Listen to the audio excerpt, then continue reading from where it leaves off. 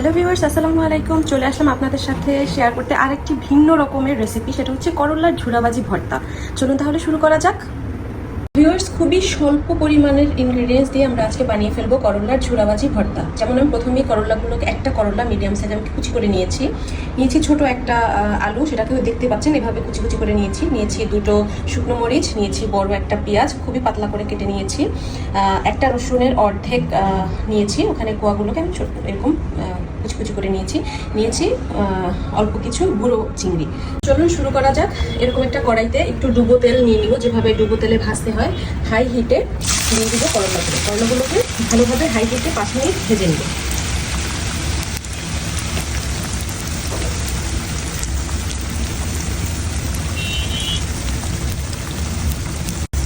করলাগুলো ডুবো তেলে ভাজার সময় হাই হিট কমানো যাবে না। হাই হিট কমিয়ে দিলে করলাগুলো ফিটা লাগবে, বাট হাই হিটে যখন করলাগুলোকে একটু ভেজে নিব বা ভেজে নেবেন, তখন আসলে হাই হিটে থাকলে ফিটা ভাবটা আর থাকে না, করলার ফিটা ভাবটা চলে যায়। তো চলুন 5 মিনিট ভেজে নেই করলাগুলো। কিছুক্ষণ ভাজার পরে দিয়ে দিব হালকা একটু লবণ, খুব বেশি না, হালকা একটু লবণ দিয়ে দিব। হালকা একটু হলুদ, দেখতে পাচ্ছেন খুবই সামান্য একটু হলুদ দিচ্ছি।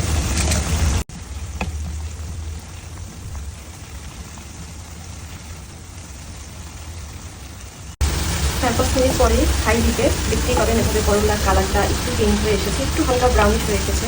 তখন হলে আপনি এভাবে একটু চাপ দিয়ে টেস্ট করেও দেখতে পারেন যে এটা সেদ্ধ হয়েছে কিনা। বাট আমি এখন হয়ে গেছে, আমি এখন উঠিয়ে নেব। দেখুন করলাগুলো খুব সুন্দরভাবে ভাজা হয়ে গেছে, দেখেই বোঝা যাচ্ছে এটা খুব সুন্দরভাবে সেদ্ধ হয়ে গেছে। এভাবে একটি টেকনিক সাহায্যে উঠিয়ে নেবেন।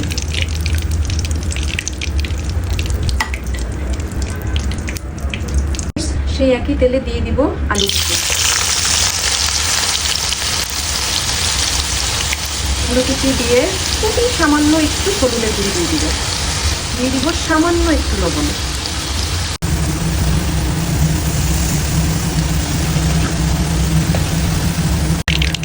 আমার আলু ভাজিটা হয়ে গেছে, আমি এখন আলু ভাজিটা উঠিয়ে নিব।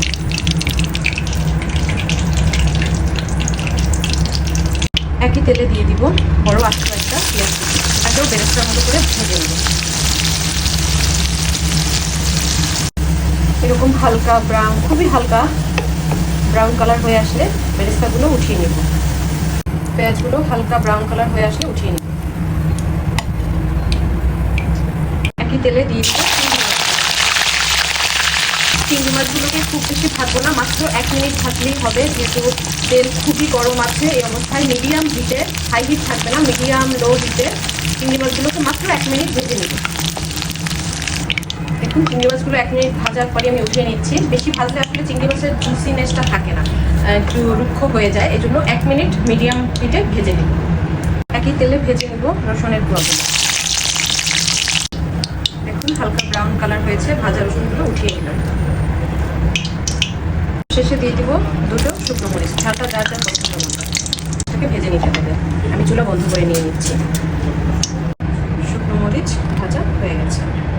দেখুন সবগুলো আমি কি সুন্দর হালকা ব্রাউন করে ভেজে নিয়েছি, কোনোটাই পুড়ে যায়নি। এভাবেই হালকা করে সুন্দরভাবে ভেজে নিতে হবে। তাহলে শুরু করি করলার ঝুরিবাজি ভর্তার শেষ কাজটি। একটি আলাদা পাত্রে নিয়ে নিব রসুন ভাজিগুলো, নিয়ে নিব চিংড়ি মাছের ভাজিগুলো, আর নিয়ে নিব মরিচ। সবগুলোকে হালকা একটু লবণ দিয়ে একটু হাতে ডলে একটু ভর্তা করে নেব। নিয়ে নিচ্ছি সামান্য একটু লবণ, কারণ ভাজির সময় একটু লবণ দিয়েছি, সেই টেস্ট অনুযায়ী সামান্য একটু লবণ নিয়ে মরিচ দুটোকে আগে এভাবে চটকে নিতে হবে, খুব ভালোভাবে ডলে নিতে হবে। মরিচগুলো ডলা হয়ে গেলে হাত দিয়েই চাইলে আপনি করতে পারেন। চিংড়ি মাছ আর রসুনগুলো একটু মরিচের সাথে এভাবে একটু হাত দিয়ে একটু ডলে নেব হালকা। ব্যাস হয়ে গেল, দেখুন কি সুন্দর হয়েছে। এখন এগুলোর সাথে মিক্স করব সেই পেঁয়াজের বেরেস্তাগুলো, দিয়ে দিব করলা ভাজি যেগুলো ডুবো তেলে সুন্দর ভেজে রেখেছিলাম, দিয়ে দিব এগুলো। সবগুলো একসাথে চটকানো যাবে না, খুব হালকা হাতে এভাবে একটু একটু মেখে মেখে নিতে দিব সবগুলো। দেখুন দেখেই কত লোভ লাগছে খেতে, কি লোভনীয় দেখতে হয়েছে মাশাআল্লাহ। এই তো হয়ে গেল করলার ঝুরি ভাজি ভর্তা। অবশ্যই একবার বাসায় ট্রাই করে দেখবেন এবং আমাকে অবশ্যই কমেন্টস বক্সে জানাবেন কেমন হলো আজকের আমার রেসিপি। ভালো লাগলে অবশ্যই লাইক শেয়ার করবেন, সাবস্ক্রাইব করবেন আমার চ্যানেলটি। আল্লাহ হাফেজ।